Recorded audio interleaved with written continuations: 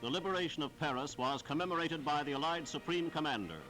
Acting on behalf of the Allied forces, General Eisenhower presented the French capital with a shield of honor.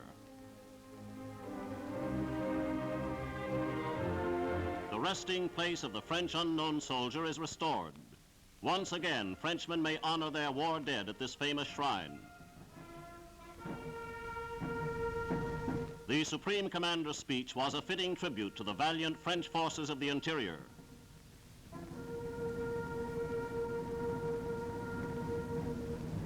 Two weeks ago, French and Allied forces entered this city. We came to deliver the coup de grace to the last remaining elements of the enemy here. But the liberation of Paris had already largely been completed. A week before, the men of the French forces of the interior,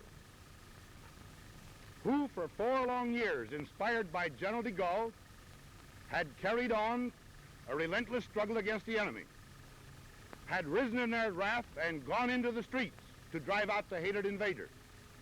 All members of the Allied force would like to pay their fraternal admiration to the people of Paris. On their behalf, I present to the city a shield. We hope that this simple object will forever recall the day of Paris's liberation. A small plaque was used at the ceremony for the eventual shield, now being designed by American artists. The city was proud indeed of this tribute to their intrepid resistance forces.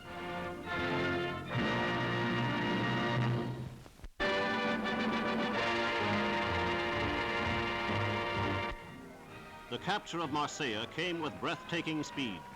French colonial troops were in the vanguard as citizens poured into the streets to greet their liberators.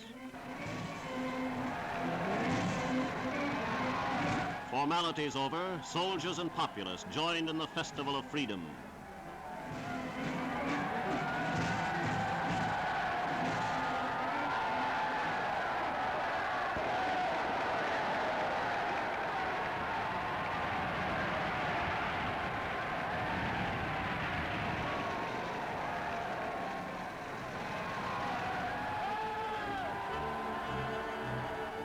No less pleased by their sudden liberation were these Russian workers, forced into slave labor by the Nazis.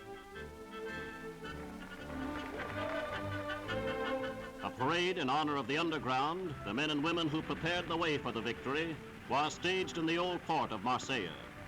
Here, as everywhere throughout France, the FFI had worked valiantly, weakening and harassing the enemy.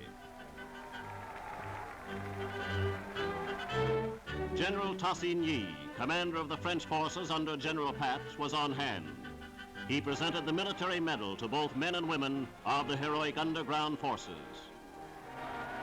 Although these are the first pictures of the restoration of Marseilles, the Allies have since gone on from victory to victory.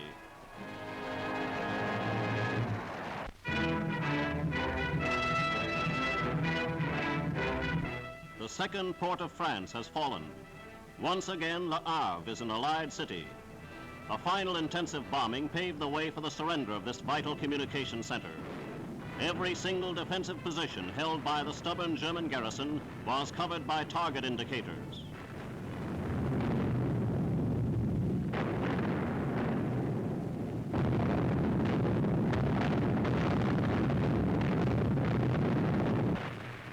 The work of tanks and bombers kept Allied casualties to a minimum and ferreted out the 12,000 German defenders at small cost in Allied lives.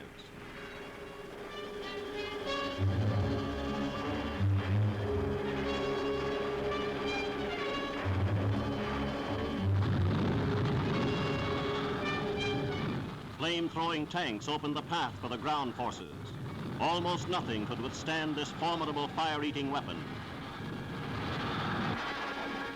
The first patrols to enter the port picked their way carefully.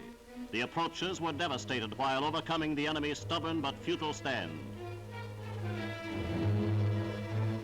The dock area, where German resistance was most determined, had to be reduced to rubble. Some of the harbor's destruction was the result of Nazi bombing during the Battle of France 4 years ago. At last, the German defenders made their choice, the choice now facing every soldier of the German Wehrmacht. That choice is death or surrender.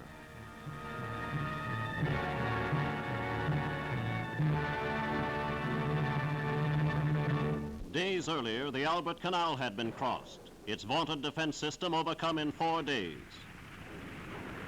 No small part in this rapid triumph was achieved across the Bailey Bridge, which turned the partly demolished permanent bridges into highways for British armor. The capture of Brussels was followed almost immediately by the liberation of Antwerp. The 40 kilometers separating the two cities was covered in record time by the British Second Army. The Germans were given no respite to organize an effective defense. There was sharp street fighting in the valuable port, but that was all. The enemy was caught entirely off balance. This dockside railhead was among the last places taken by the British.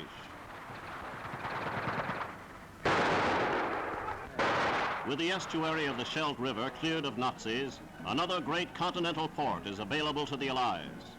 The people of Antwerp and the Belgian forces of the interior gave the Allies fullest possible aid.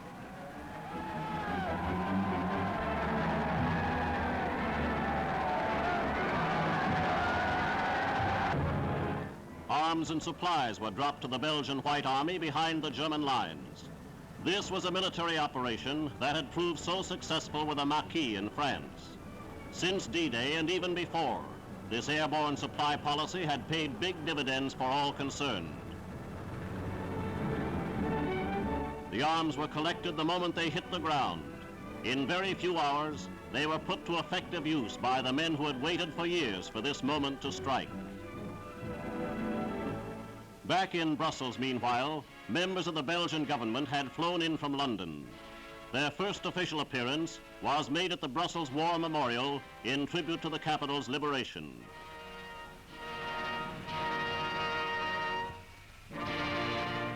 The people of Brussels gave Britain's great soldier, Field Marshal Montgomery, a tremendous reception. The rejoicing continued as the Field Marshal made his appearance on the balcony of the Hôtel de Ville. At the same time, the American 7th Army smashed forward to complete the liberation of Lyon. A few snipers held out in the huge hospital on the banks of the Rhone. Their fire was directed indiscriminately into crowded streets, but their last-ditch stand was of short duration.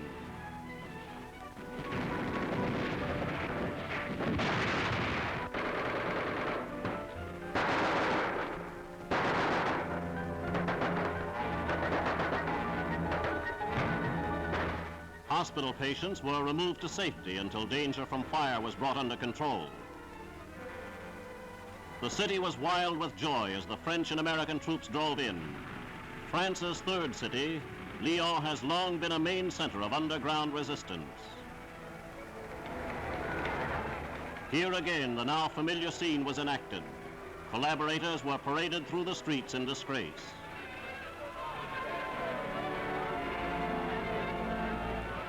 One French city after another is being restored to freedom and liberty. No less than 7 great and powerful Allied armies are poised ready to march into Germany. And the whole world of free men joins in the cheering. Victory is at hand.